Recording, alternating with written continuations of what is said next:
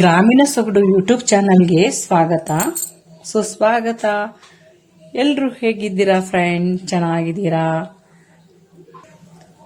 ನಾನು ಕೂಡ ಚೆನ್ನಾಗಿದ್ದೀನಿ.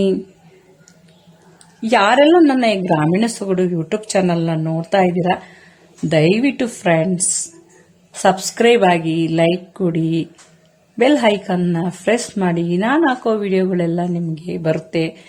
ಹೆಚ್ಚೆಚ್ಚು ಜನರಿಗೆ ಶೇರ್ ಮಾಡಿ. ಹಾಗೆ ಫ್ರೆಂಡ್ಸ್, ಇವತ್ತು ಇಲ್ಲಿ ನುಗ್ಗೆ ಗಿಡ ಇತ್ತು. ನುಗ್ಗೆ ಮರ ಬರುತ್ತಲ್ಲ, ನುಗ್ಗೆ ಸೊಪ್ಪು, ಅದರದ್ದು ಹೂವು ನೋಡಿ. ಈಗ ಸೀಸನ್ ಇದು, ನುಗ್ಗೆ ಸೊಪ್ಪು ಸೀಸನ್ನು. ಹಾಗೇನೆ ನುಗ್ಗೆ ಹೂವು ಕೂಡ ತುಂಬಾ ಗೊಂಚಲು ಗೊಂಚಲು ಈ ರೀತಿ ಬಿಟ್ಟಿರುತ್ತೆ. ನೋಡ್ಬಿಟ್ಟು ತುಂಬಾನೇ ಇಷ್ಟ ಆಯ್ತು. ಇಲ್ಲೇ ನಮ್ಮ ಮನೆ ಹತ್ರ ಬಿಟ್ಟಿತ್ತು. ಎಲ್ಲ ಬಿಡಿಸ್ಬಿಟ್ಟು ವಾಶ್ ಮಾಡಿ ಇಟ್ಟಿದ್ದೀನಿ. ಈ ನುಗ್ಗೆ ಸೊಪ್ಪಿನ ಹೂವನ್ನು ಉಪಯೋಗಿಸ್ಕೊಂಡು ಒಂದು ಒಳ್ಳೆ ರೆಸಿಪಿ ಮಾಡಬೇಕು ಅನ್ಕೊಂಡಿದ್ದೀನಿ. ಯಾವ ರೀತಿ ಅಂತ ಅಂದ್ರೆ, ನುಗ್ಗೆ ಸೊಪ್ಪಿನ ಹೂವು ಮತ್ತೆ ಎಗ್ಗು, ಹಾಗೆ ಹೆಚ್ಚಿರೋ ಈರುಳ್ಳಿ, ಕೊತ್ತಂಬರಿ ಸೊಪ್ಪು, ಹಸಿಮೆಣಸಿಕಾಯಿ, ಪೆಪ್ಪರ್ಸ್, ಸಾಲ್ಟ್, ಹಾಗೆ ಫ್ರೈಗೆ ಎಣ್ಣೆ, ಇಷ್ಟೆಲ್ಲ ಹಾಕ್ಬಿಟ್ಟು ಒಂದೊಳ್ಳೆ ನುಗ್ಗೆ ಸೊಪ್ಪಿನ ಹೂವು ಅಂಡ್ ಎಗ್ ಫ್ರೈನ ಮಾಡೋಣ ಫ್ರೆಂಡ್ಸ್. ಹೇಗ್ ಮಾಡೋದು ಅಂತ ತೋರಿಸ್ತೀನಿ, ಬನ್ನಿ. ಸ್ವಲ್ಪ ನೀರನ್ನ ಕುದಿಲಿಕ್ಕೆ ಇಟ್ಟಿದ್ದೀನಿ. ನೀರು ಕುದಿಯೋಕೆ ಸ್ಟಾರ್ಟ್ ಆದ್ಮೇಲೆ ಈ ನುಗ್ಗೆ ಹೂವಿನೆಲ್ಲ ಅದಕ್ಕೆ ಮಿಕ್ಸ್ ಮಾಡಿಬಿಟ್ಟು ಸ್ವಲ್ಪ ಪ್ರಮಾಣದಲ್ಲಿ ಬೇಯಿಸ್ಕೊಳ್ಬೇಕು. ತುಂಬಾ ಬೇಯಿಸಬಾರ್ದು, ಸ್ವಲ್ಪ ಸ್ಮೂತ್ ಆಗೋ ತರ ಬೇಯಿಸ್ಕೊಳ್ಬೇಕು. ನೋಡಿ ಫ್ರೆಂಡ್ಸ್, ಇಷ್ಟು ಮೆತ್ತಗಾಗೋಂಗೆ ಬೇಯಿಸ್ಕೊಂಡ್ರೆ ಸಾಕು. ನುಗ್ಗೆ ಹೂವನ್ನ ನೋಡಿ, ಇಷ್ಟು ಉಪ್ಪು ಹಾಕಿ ಸ್ವಲ್ಪ ನೀರು ಹಾಕಿ ಬೇಯಿಸ್ಕೊಳ್ಬೇಕು. ಈಗ ಸ್ಟವ್ ಮೇಲೆ ಫ್ರೈ ಮಾಡಲಿಕ್ಕೆ ಪ್ಯಾನ್ ಇಟ್ಟಿದ್ದೀನಿ. ಹಾಗೆ ಎಗ್ಗೆಲ್ಲ ನೋಡಿ ಈ ರೀತಿ ಓಪನ್ ಮಾಡಿ ಬಟ್ಲಲ್ಲಿ ಹಾಕೊಂಡಿದ್ದೀನಿ. ಪ್ಯಾನ್ಗೆ ಸ್ವಲ್ಪ ಒಗ್ಗರಣೆಗೆ ಎಣ್ಣೆ ಹಾಕೊಳ್ಳೋಣ. ನೋಡಿ ಫ್ರೆಂಡ್ಸ್, ಪಾನ್ ಬಿಸಿಯಾಗಿತ್ತು. ಈರುಳ್ಳಿ ಮತ್ತೆ ಮೆಣಸಿನ್ಕಾಯಿ ಹಾಕಿದ್ದೀನಿ.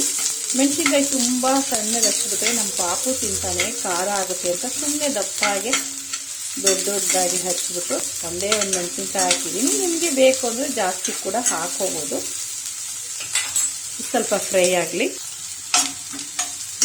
ನೋಡಿ, ಈರುಳ್ಳಿ ಸ್ವಲ್ಪ ಫ್ರೈ ಆಗಿದೆ. ಈಗ ಇದಕ್ಕೆ ಬೇಯಿಸಿ ಇಟ್ಕೊಂಡಿರೋಂಥ ನುಗ್ಗೆ ಹೂವನ್ನ ಸೇರಿಸ್ಕೊಳ್ಳೋಣ. ನೋಡಿ ಫ್ರೆಂಡ್ಸ್, ನುಗ್ಗೆ ಸೊಪ್ಪು ಕೂಡ ಚೆನ್ನಾಗಿ ಫ್ರೈ ಆಗಿದೆ. ಈ ರೀತಿ ಫ್ರೈ ಮಾಡ್ಕೊಳ್ಬೇಕು.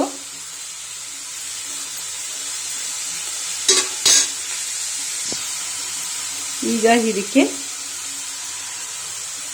ಒಡೆದು ಇಟ್ಕೊಂಡಿರೋಂಥ ಮೊಟ್ಟೆನ ಸೇರಿಸ್ಕೊಳ್ಬೇಕು. ಎಗ್ಗನ್ನೆಲ್ಲ ಇದರೊಳಗಡೆ ಹಾಕೊಳ್ಬೇಕು.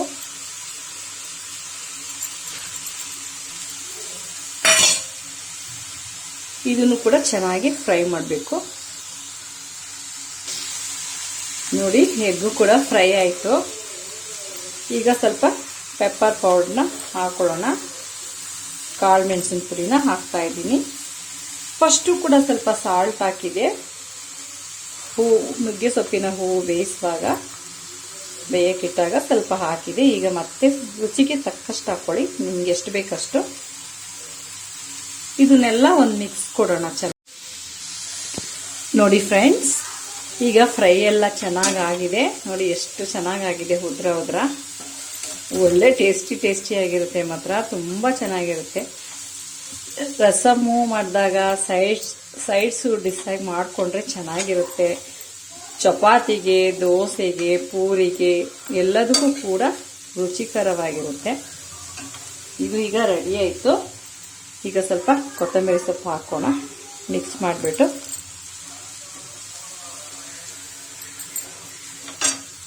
ಈಗ ಕೊತ್ತಂಬರಿ ಸೊಪ್ಪು ಹಾಕಿ ಸ್ವಲ್ಪ ಒಂದು ಮಿಕ್ಸ್ ಕೊಡೋಣ. ನೀವು ಕೂಡ ಫ್ರೆಂಡ್ಸ್, ಈ ನುಗ್ಗೆ ಸೊಪ್ಪಿನ ಹೂ ಬಿಡುವ ಸೀಸನ್. ಈಗ ನುಗ್ಗೆ ಮರದಲ್ಲೆಲ್ಲ ತುಂಬಾ ಹೂ ಬಿಡುತ್ತೆ ಈ ಸೀಸನ್ ಅಲ್ಲಿ. ಆ ಹೂಗಳನ್ನೆಲ್ಲ ತಂದು ಈ ತರ ಫ್ರೈ ಮಾಡಿ ಮಕ್ಕಳಿಗೆ ಕೊಡಿ. ಇದರಲ್ಲಿ ಒಳ್ಳೆ ವಿಟಮಿನ್ಸು, ಪ್ರೋಟೀನು, ಕ್ಯಾಲ್ಶಿಯಂ ಎಲ್ಲ ಇದೆ. ಮೊಟ್ಟೆ ಕೂಡ ಹಾಕಿರ್ತೀವಲ್ಲ, ಅದರಿಂದ ತುಂಬ ಚೆನ್ನಾಗಿರುತ್ತೆ, ಹೆಲ್ದಿ ಆಗಿರುತ್ತೆ. ಮಕ್ಕಳು ಖುಷಿ ಪಟ್ಕೊಂಡು ತಿಂತಾರೆ.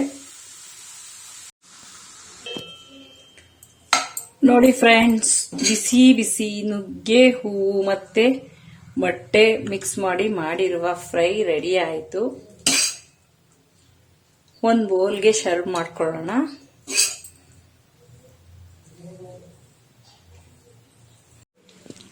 ಓಕೆ ಫ್ರೆಂಡ್ಸ್, ಈ ನುಗ್ಗೆ ಸೊಪ್ಪಿನ ಹೂವಿನ ಫ್ರೈ ಬಿಸಿ ಬಿಸಿಯಾಗಿ ಮಾಡಿ ನೀವು ಕೂಡ ತಿನ್ನಿ, ತುಂಬಾ ಟೇಸ್ಟಿಯಾಗಿ ಚೆನ್ನಾಗಿರುತ್ತೆ. ಹಾಗೆ ಒಂದು ಲೈಕ್ ಕೊಡಿ, ಸಬ್ಸ್ಕ್ರೈಬ್ ಆಗಿ, ವಿಡಿಯೋನ ಹೆಚ್ಚೆಚ್ಚು ಜನರಿಗೆ ಶೇರ್ ಮಾಡಿ. ಮತ್ತೆ ಸಿಗೋಣ ಹೊಸ ವಿಡಿಯೋದಲ್ಲಿ ಹೊಸ ರುಚಿ ಜೊತೆಯಲ್ಲಿ.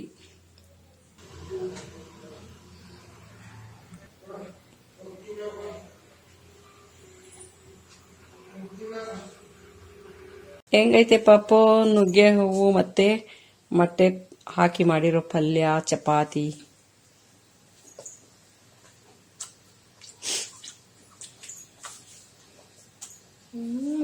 ಸಕಾಲಾಗಿದೆ. ಒಂದ್ಸತಿ ಟ್ರೈ ಮಾಡಿ, ತುಂಬಾ ಚೆನ್ನಾಗಿದೆ.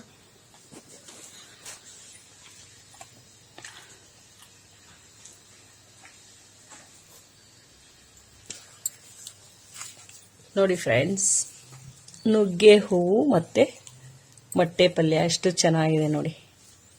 ಚಪಾತಿಗೂ ಚೆನ್ನಾಗಿರುತ್ತೆ, ದೋಸೆಗೆ, ಪೂರಿಗೆ ಎಲ್ಲ ಮಾಡ್ಕೊಳ್ಬೋದು. ನೀವು ಒಂದ್ಸಾರಿ ಟ್ರೈ ಮಾಡಿ.